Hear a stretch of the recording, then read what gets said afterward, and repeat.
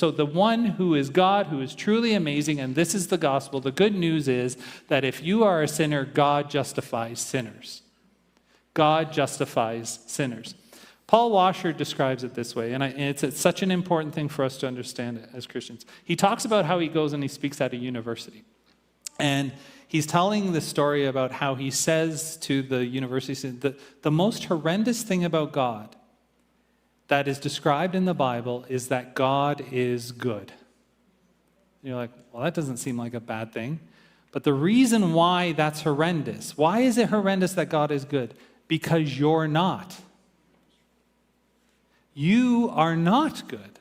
And so if God is good, the right and just thing to do to those who are not good is that they would be condemned and separated from God, that they would be declared not guilty.